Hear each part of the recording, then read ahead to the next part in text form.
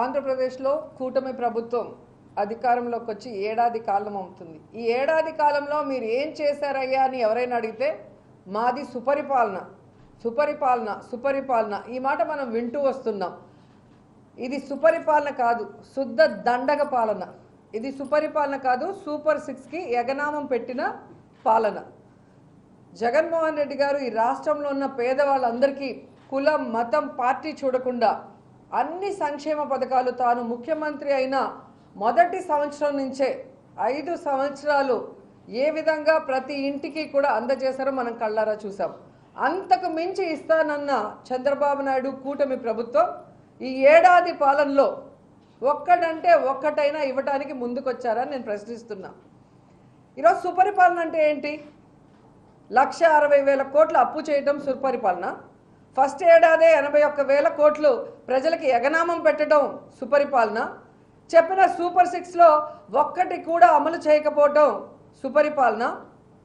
ఈ రాష్ట్రంలో ఆడవాళ్ళ మీద దేశంలో ఎక్కడా జరుగునటువంటి విధంగా అత్యాచారాలు, వాళ్ళని హత్య చేయటం, ముక్కలు ముక్కలు చేయటం, పొదల్లో వేసేయటం, పూడ్చిపెట్టడం, దీన్నే సుపరిపాలన అంటారా?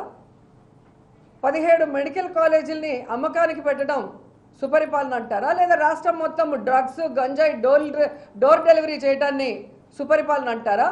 లేదా సందు సందుకి గొంతుకి మందుబాబులను తయారు చేయటాన్ని సుపరిపాలన అంటారా? లేదా విద్యుత్ ఛార్జీలని పెంచేయటం, నిత్యావసర వస్తువుల ధరలు పెంచేయటం, పెట్రోల్ డీజిల్ ధరలు పెంచేయటాన్ని సుపరిపాలన అంటారా? దేన్ని సుపరిపాలన అంటారో వాళ్ళు ఒక్కసారి చెప్పాలి. అసలు CBNలోనే అన్నీ ఉన్నాయి.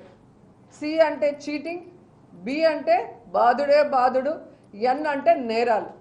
చంద్రబాబు నాయుడు ముఖ్యమంత్రి అయిన మొదటి ఏడాదే ప్రజలకు ఇవ్వాల్సిన ఆయన ప్రామిస్ చేసినవి ఏవీ చేయకుండా 81,000 కోట్లని ఎగ్గొట్టి చీటింగ్ చేశాడు. ఆయన ముఖ్యమంత్రి అయిన మొదటి సంవత్సరంలోనే రిజిస్ట్రేషన్ ఛార్జీలు పెంచాడు, విద్యుత్ ఛార్జీలు పెంచాడు, పెట్రోల్ డీజిల్ ధరలు పెంచి బాధుడే బాధుడని ప్రజల్ని బాధ వదిలాడు. చంద్రబాబు నాయుడు ముఖ్యమంత్రి అయిన మొదటి సంవత్సరంలోనే IAS ఆఫీసర్లని లేదు, IPS ఆఫీసర్లని లేదు, వైఎస్ఆర్సీపీ నాయకులని లేదు, ఎవరి మీద పడితే వాళ్ళ మీద తప్పుడు కేసులు పెట్టి కనీసం తప్పు చేశారా లేదా అనే వెరిఫికేషన్ కూడా లేకుండా రిమాండ్లకు పంపించి, రిమాండ్లకు పంపిన తర్వాత కూడా కేసుల మీద కేసులు పెడుతూ ఒక తప్పుడు రాజకీయానికి ఎలా తెరలేపి నేరాలు చేస్తున్నారో మనం అందరం కూడా చూస్తున్నాం. సో ఈరోజు ఒక తప్పుడు రాజకీయానికి విత్తనం పెట్టాడు. ఇది ఎక్కడ పోయి ముగుస్తుందో ఎవరికి అర్థం కాని పరిస్థితి ఈరోజు.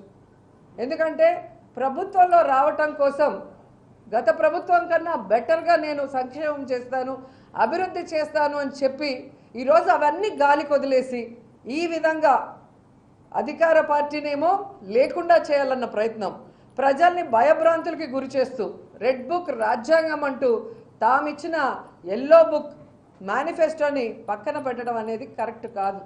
ఈ సంవత్సర కాలంలో మీరు చూడండి, ఏది చేయకుండా మళ్ళీ సిగ్గు లేకుండా కళ్ళార్పకుండా ఎంత బాగా అబద్ధం అంటే సూపర్ 6 మేము చేసేసాం అని ఒక ముఖ్యమంత్రి నిస్సిగ్గుగా అబద్ధం చెప్తుంటే ప్రజలు ఆశ్చర్యపోతున్నారు.